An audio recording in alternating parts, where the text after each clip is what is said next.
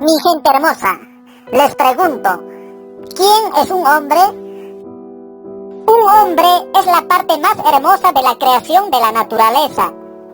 Él sacrifica sus sueños por solo una sonrisa en la cara de sus padres. Él gasta el dinero de su bolsillo en los regalos de la mujer que ama, solo para verla sonreír. Él sacrifica su juventud entera para su esposa e hijos, trabajando hasta tarde sin quejarse. Él construye el futuro de sus seres queridos, tomando préstamos de los bancos y pagándolos por el resto de su vida. Él lucha mucho y todavía tiene que aguantar las quejas o gritos de su esposa, sus hijos, su jefe y su madre y hasta de su suegra, aunque su vida solo termine por ser un compromiso por la felicidad de los demás. Y como todo un hombre, estoy harto de escuchar estas palabras. Si él sale, es descuidado. Si se queda, es un perezoso.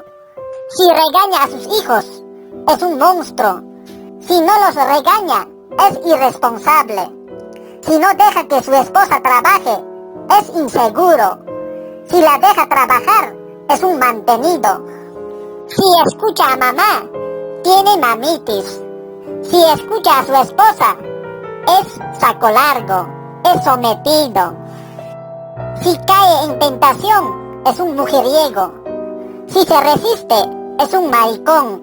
Bellas princesas, respeta a todos los hombres que conozcas en la vida, porque nunca sabrás lo que él ha sacrificado por ti.